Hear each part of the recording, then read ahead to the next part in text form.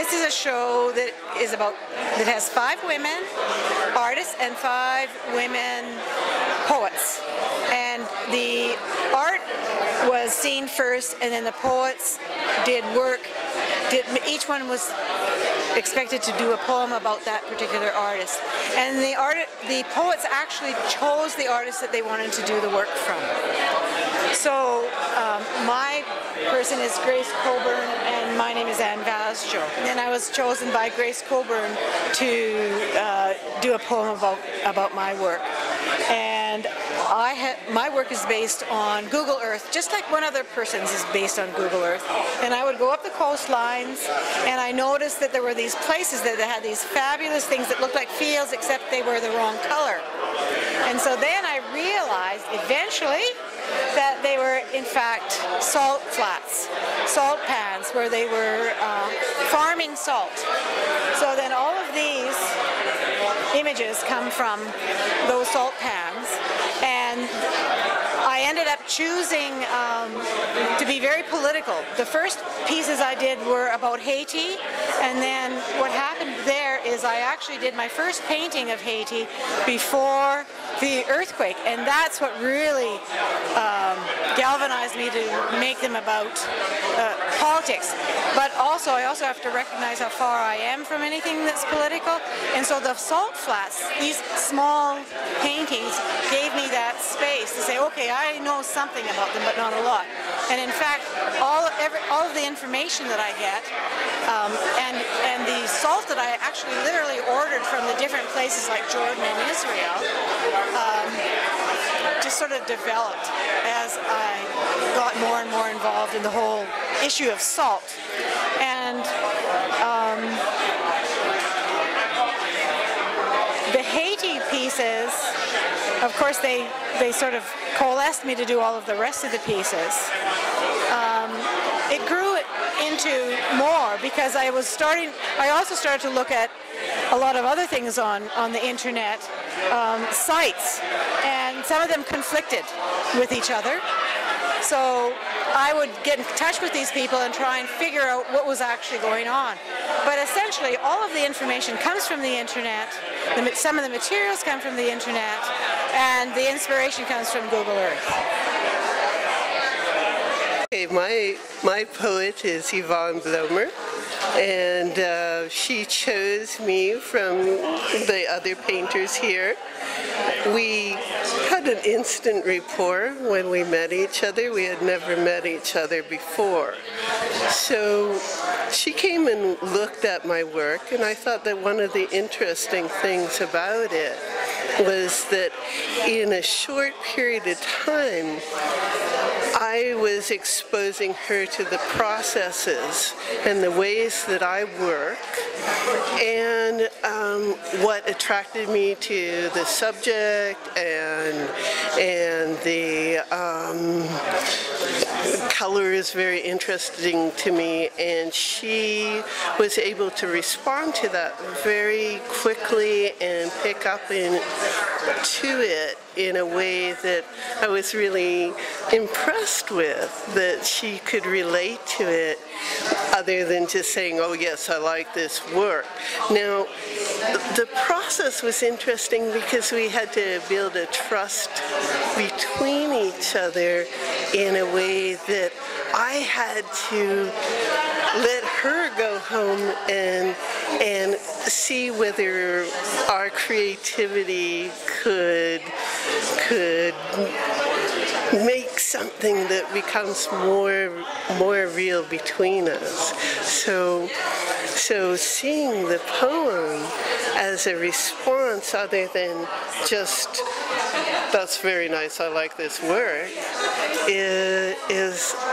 it's like a revelation in a way, you know, because you get this feedback that's way deeper than you would get from most people. So it's a fascinating process, and I really enjoyed it. Lorna Crozier came to my studio and looked over my work, and she had chosen me as the artist she wanted to work with, and she chose this particular painting, The End of the Universe, and we were talking about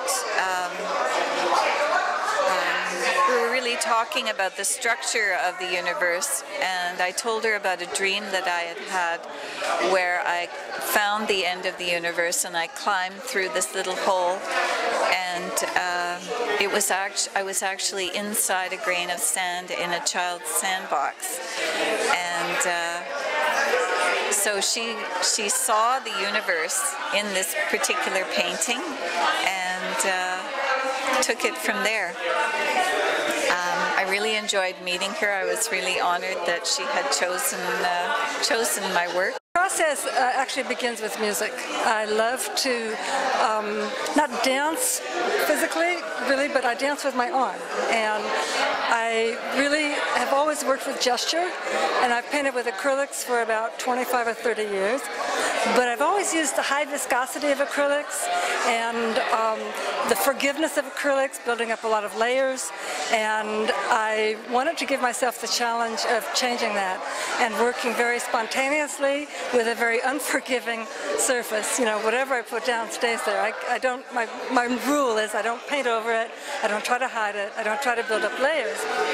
And so I'm going for spontaneity and a feeling of energetic flows, basic human realities at the energetic level. And in this particular series, I focused on playful energy. And actually, I feel like with the current darkening of the world situation, that it's a wonderful thing to bring more light and playful energy into the scene, into the mix. As people are contracting, let's try to not do that. Let's try to keep it open, keep it moving, keep it fresh, keep our balance, stay fluid. And one of the things that I really discovered when I was working with my acrylics as stains, because that's what I've done here. I mix the acrylics with water, so they're very diluted, no polymer bond, totally compromised, but I correct that by painting over them with a medium and varnish when I'm all done. But, oh, I lost my train of thought. I'm sorry. Anyway, I love the challenge of just being really spontaneous, especially when I'm stark. And once I get some moves down, some basic gestures going, then the process starts to sort of funnel down. I get a sense of what those gestures are speaking about, and then that informs me about what the next moves are, the next things to do.